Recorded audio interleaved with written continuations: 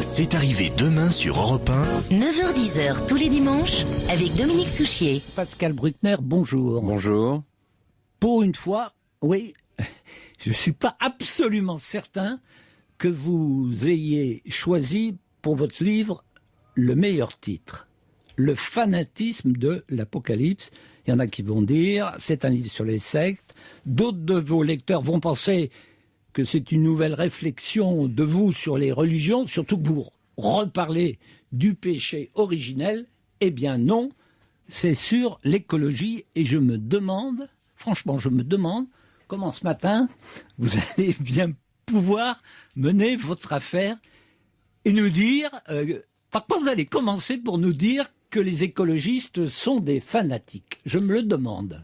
Alors d'abord, je distingue entre les écologistes. Je pense qu'il y a deux écologies. Au moins, il y a une écologie de la raison, une écologie de la divagation. La deuxième est en train de triompher. On le voit dans les journaux, on le voit dans les livres, dans leurs proclamations.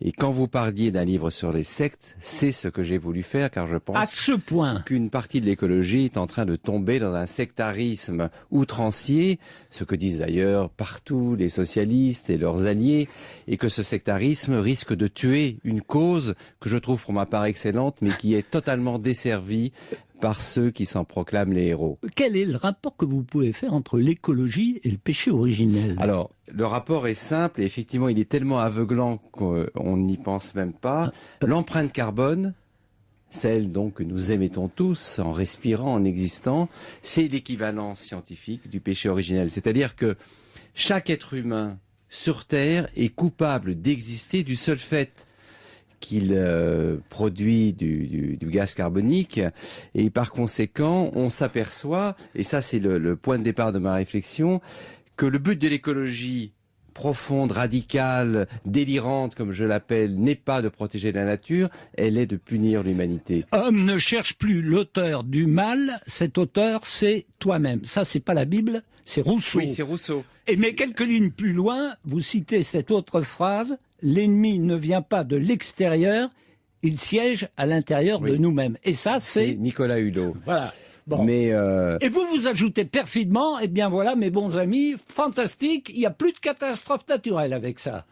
Voilà, donc l'incrimination de l'être humain en tant qu'il produit, qu'il se multiplie, est un leitmotiv qu'on a déjà vu dans l'histoire de la philosophie, mais qui a aujourd'hui pris une importance démesurée, et je crois que ça se concentre dans deux citations que je donne. La première, c'est celle d'Yves Pacalet, L'homme et le cancer de la Terre, qui était un disciple de Cousteau. Et la deuxième, c'est celle du commandant Cousteau lui-même, qui écrit que c'est affreux à dire, mais qu'il faudrait supprimer 350 000 personnes par jour pour retrouver un équilibre entre l'humanité et la nature.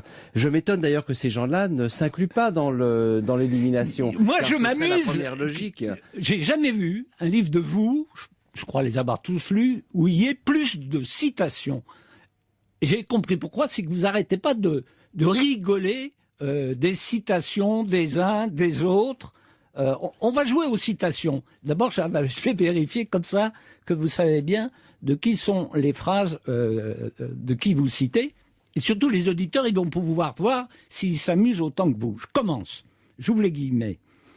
Lorsque les océans se seront réchauffés, nous n'aurons plus aucun moyen de les refroidir. Alors ça, c'est Michel Rocard, Dominique Bourg et une autre personne. Et ça vous fait éclater de rire. Ah ben c'est une phrase c'est digne de Bouvard et Pécuchet. Pourquoi ? Parce que d'abord, on peut la retourner complètement. Lorsque les océans se seront refroidis, on ne pourra plus les réchauffer, à moins de les mettre sous une gazinière. Et puis, ces genres de phrases tellement généralistes qu'elles n'ont aucune possibilité d'engager une action. Et je vais vous dire une chose, en ce qui concerne un certain type d'écologiste, encore une fois, c'est un certain type d'écologiste que je vise et non pas toute l'écologie, il suffit de les lire pour qu'ils se discréditent. C'est-à-dire qu'au fond, j'ai fait ce que très peu de gens font, j'ai lu l'ensemble du corpus sur le climat, sur l'agriculture, sur tout ça, et j'ai récolté des perles qui m'ont horrifié d'abord, la disparition complète de l'espèce humaine ne serait pas une catastrophe morale, mais plutôt un événement que le reste de la communauté de vie applaudirait à demain. Ça, c'est d'un Américain. Les Américains, je sais plus, c'est Paul Taylor, non, Voilà, je crois. professeur en éthique Oui. environnementale. Et alors, je rajoute une chose. Mais là, vous êtes... La communauté de vie applaudirait des deux mains. C'est-à-dire, il faut imaginer les platanes, les falaises, les écureuils et les éléphants applaudissant à deux mains. Les baleines et les carottes, vous avez oublié. Même dans la condamnation du genre humain, on anthropomorphise les êtres naturels. C'est ça qui est extraordinaire. Et ça, c'est une des dérives de l'écologie, c'est qu'elle est très souvent dans son fond anti-humaniste. Je donne une citation de d'Yves Cochet, notre député vert de Paris, avec qui j'ai fait l'année dernière un débat sur le sujet. Il prône la grève du troisième ventre, c'est-à-dire de pénaliser les couples qui ont un troisième enfant au motif qu'un bébé, c'est 627 allers-retours Paris-New York. Mais attendez, qu'est-ce que ça veut dire? La production, ça c'est pas de lui, ça c'est pas d'Yves Cochet. Parce que cette phrase-là que vous citez d'Yves Cochet, j'ai un doute parce que vous la mettez pas entre guillemets. Il y en a une que vous mettez entre guillemets. La production d'un kilo de veau rejette autant de gaz à effet de serre qu'un trajet automobile de 220 km. Ça, là, vous l'avez cherché. Hein. Oui, alors ça, on bon. trouve ça. Alors, je peux dire un petit commentaire sur cette citation. Une certaine écologie se pose contre la folie technologique et scientiste. Bon, pourquoi pas, tout cela est vrai, nous devons réinterroger l'idée de progrès. Mais cette remise en question du scientisme se fait au nom d'une idéologie calculante où tous les phénomènes climatiques naturels sont mathématisés. Et alors, c'est-à-dire que l'écologie est en quelque sorte tombe dans le piège qu'elle dénonce, puisqu'elle est elle-même la plus grande expression du scientisme. D'ailleurs, le plus douteux, parce que je ne sais pas comment on peut calculer qu'un kilo de veau, c'est l'équivalent de 220 km en voiture. Mais vous savez, Pascal Bruckner, que le petit jeu des citations auquel vous vous livrez, on peut le pratiquer sur vous-même aussi. Hein. Vous savez ça. Absolument. D'ailleurs, quand vous demandez dans ce livre, qu'est-ce qu'une voiture qui n'est ni polluante ni tapageuse? En termes de tout le jour, qu'est-ce qu'une voiture électrique? Et que vous répondez, vous, Pascal Bruckner, eh bien, c'est la fin de la libido, ce n'est plus un objet de désir. On se dit, mais pour un intellectuel comme vous avez de sacrés fantasmes, non? D'ailleurs, vous les avouez, les fantasmes. Vous rêvez au splendide cabriolet qui écrasait de leur luxe la piétiaille. Eh ben, dis donc, c'est vous, ça. C'est une citation de Bruckner. Ah, c'est une citation que vous avez raccourcie, mais peu importe. Ce que je dis simplement, c'est une chose très simple, c'est que dans les grandes villes, la voiture a perdu de son lustre, de son aura, et que c'est désormais un moyen de transport. Et qu'effectivement, les contraintes physiques des grandes villes nous obligent à considérer la voiture simplement comme un moyen parmi d'autres d'aller travailler et de circuler, et qu'elle n'a plus cette beauté, la cette voiture, magnificence. ça sert d'abord à transporter, Pascal Bruckner. Non, hein, la si voiture, vous voulez non, en faire un moyen de libido, bon, d'accord. Mais la voiture n'a tenu que parce qu'elle était un objet de désir. Et le problème de l'écologie, je vais vous dire le problème. Pourquoi vous les écologistes... Ce que vous venez de dire, ça, c'est une citation à garder aussi. Ah ben non, mais je la revendique et je vous la répète si vous voulez. Un des problèmes de l'écologie, et ce pourquoi d'ailleurs ils échouent régulièrement dans presque toutes les élections, c'est que la voie dans laquelle ils nous engagent, c'est la voie de la privation, c'est la voie de l'austérité, c'est la voie de l'ascétisme. On dit aux gens, vous avez trop joui, maintenant il faut expier. Eh bien, je ne crois pas que nos citoyens, on a déjà les financiers qui nous racontent ça à longueur de journée, les marchés nous contraignent à nous serrer la ceinture. Si maintenant il faut le faire au nom de la planète, je ne suis pas certain que ce message sera reçu. Mais pourquoi vous contestez qu'un autre monde soit possible ? Alors, l'expression « un autre monde est possible » est une expression profondément religieuse dans son terme. Qu'est-ce que ça veut dire? On pourrait dire « un monde meilleur est possible ». Là, je suis d'accord. Mais un autre monde, ça veut dire « ce monde-ci est mauvais, il faut le disqualifier, il faut le piétiner ». C'est ce que me disaient les bons pères chez les jésuites.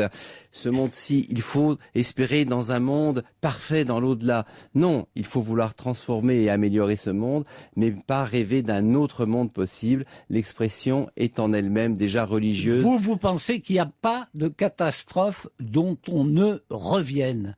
Évidemment, il n'y aura personne pour vous démentir, parce que si on n'en revient pas, il n'y aura personne pour vous dire que vous êtes trompé, mais bon, là, pour le coup, c'est vous qui êtes dans l'article de foi, quand vous dites qu'il n'y a pas de catastrophe dont on ne revienne. Et si, ça peut Si. arriver. Non, mais bien entendu. Ah, bon. Je dis simplement qu'une politique intelligente, c'est une politique de prévention des catastrophes et de résistance aux catastrophes. C'est-à-dire que même dans les situations les plus abominables, on s'aperçoit que les groupes humains développent des capacités de résilience. Et le problème du discours catastrophiste, c'est que il n'est pas fait pour empêcher le malheur ou le cataclysme. Il est profondément le souhait du désastre. Et c'est cela, me semble-t-il, le fondement d'un certain discours écologiste, c'est qu'au fond, ce qu'il appelle sur les communautés humaines, c'est un vœu de mort. Il voudrait que nous souffrions énormément pour ensuite nous engager dans un Mais changement. vous savez ce qu'on dit des prophètes, Pascal Bruckner, ils annoncent des malheurs pour qu'ils n'arrivent pas.